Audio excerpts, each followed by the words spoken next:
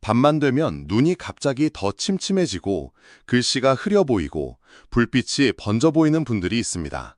그래서 내 시력이 갑자기 많이 떨어진 건가 하고 걱정하시는 경우가 많습니다.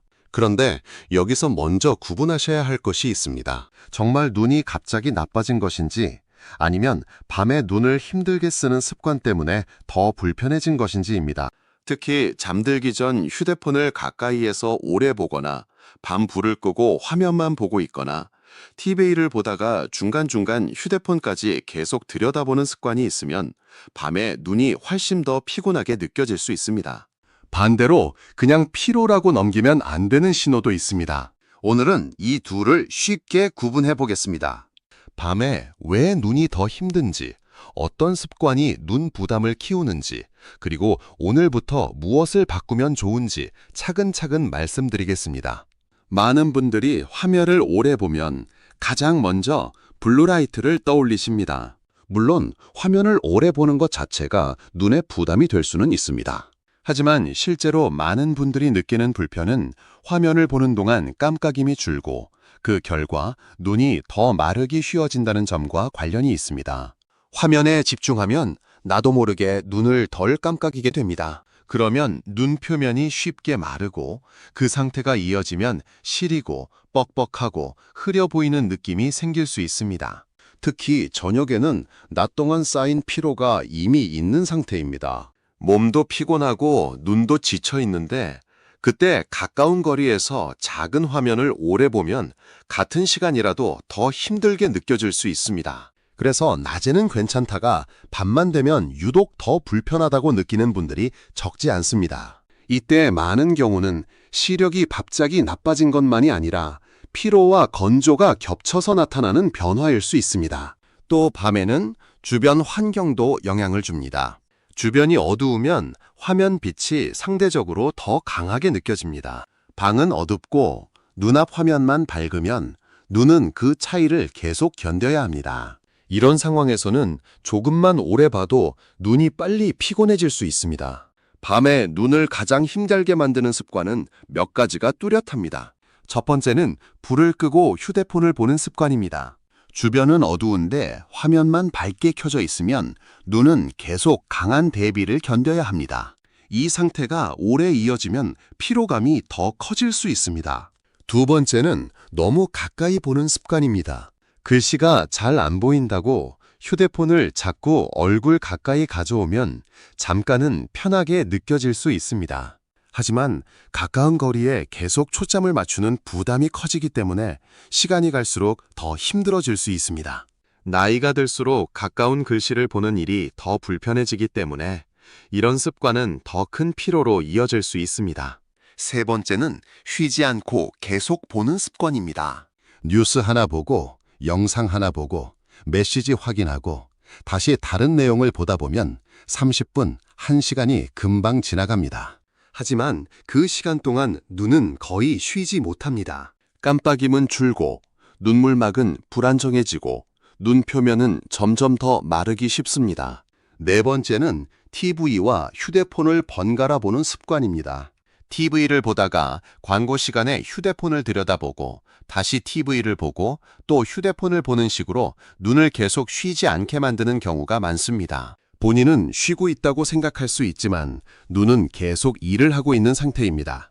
많은 분들이 눈이 피곤해도 조금만 참고 보면 괜찮겠지라고 생각하십니다. 그런데 밤에 유독 더 시리고 뻑뻑하고 답답하고 글씨가 또렷하지 않다면 그것은 눈이 쉬어야 한다는 신호일 수 있습니다. 무조건 참는 것이 능사는 아닙니다. 특히 깜빡이면 잠깐 괜찮아졌다가 다시 흐려지는 분들이 있습니다. 이런 경우는 눈 표면이 마르면서 생기는 불편일 가능성을 먼저 생각해 볼 수 있습니다. 반대로 화면을 안 보고 있을 때도 계속 흐리고 불빛 번짐이나 눈부심이 유난히 심하다면 단순 피로만으로 설명되지 않을 수도 있습니다. 그래서 중요한 것은 무조건 겁먹는 것도 아니고 무조건 참는 것도 아닙니다. 생활 습관으로 설명되는 피로인지 다른 확인이 필요한 변화인지 구분하는 것이 필요합니다. 좋은 소식은 집에서 바로 바꿀 수 있는 방법이 생각보다 단순하다는 점입니다. 먼저 불을 다 끄고 휴대폰을 보는 습관부터 줄이시는 것이 좋습니다. 큰 조명이 아니어도 괜찮습니다. 작은 스탠드 하나라도 켜서 주변 밝기와 화면 밝기 차이를 너무 크게 만들지 않는 것이 도움이 됩니다. 두 번째는 글씨 크기를 키우는 것입니다. 많은 분들이 작은 글씨를 억지로 참고 보다가 눈만 더 피곤하게 만듭니다. 휴대폰 글씨 크기를 키우는 것은 눈을 약하게 만드는 것이 아니라 괜한 부담을 줄이는 방법입니다. 잘 안 보이는데도 계속 참고 보는 것이 오히려 더 힘들 수 있습니다. 세 번째는 화면을 너무 가까이 붙이지 않는 것입니다. 보통 가까울수록 더 또렷하게 보일 것 같지만 실제로는 눈의 부담이 더 커질 수 있습니다. 너무 가까운 거리에서 오래 보지 않도록 한 번씩 자세를 바로잡아 보십시오. 네 번째는 의식적으로 눈을 쉬게 하는 것입니다. 화면을 오래 볼 때는 나도 모르게 눈을 덜 깜빡이게 되기 때문에 일부러라도 천천히 몇 번 깜빡여주는 습관이 도움이 됩니다. 중간중간 화면에서 눈을 떼고 먼 곳을 잠깐 바라보는 것도 좋습니다. 중요한 것은 오래 참고 버티는 것이 아니라 짧게라도 눈이 쉬는 시간을 넣어주는 것입니다. 다섯 번째는 보는 방식을 바꾸는 것입니다. 꼭 휴대폰 화면으로만 계속 읽지 않아도 됩니다. 저녁에는 작은 화면보다 큰 화면이 더 편한 분도 있고 직접 읽기보다 듣기 기능이 더 부담이 적은 분도 있습니다.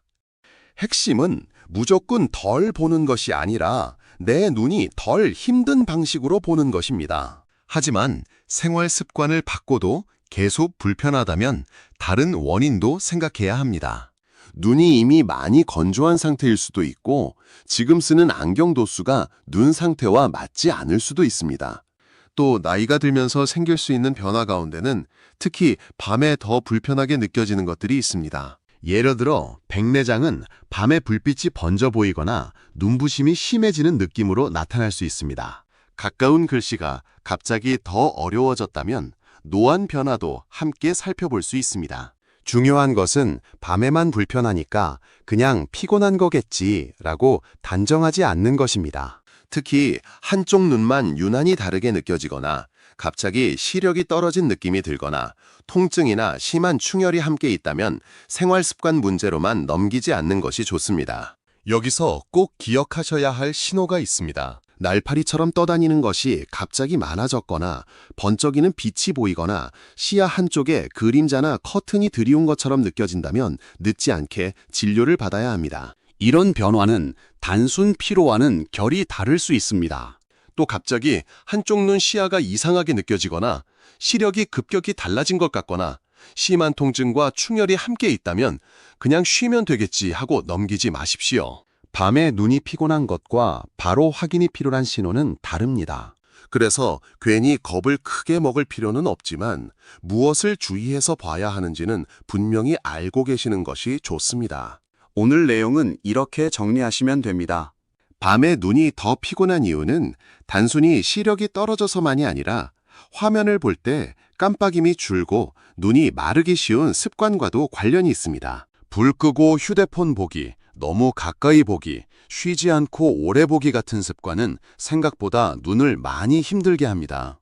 반대로 생활 습관을 바꿔도 계속 불편하거나 한쪽 눈 변화, 갑작스러운 시력 저하, 번쩍임, 커튼 같은 시야 변화가 있다면 확인을 미루지 않는 것이 중요합니다. 오늘부터는 밤에 눈이 피곤해도 그냥 참아야지가 아니라 내 눈을 덜 힘들게 쓰는 방법부터 먼저 만들어 보셨으면 좋겠습니다. 작은 습관 하나만 바꿔도 저녁 눈 피로가 확실히 달라지는 분들이 있습니다.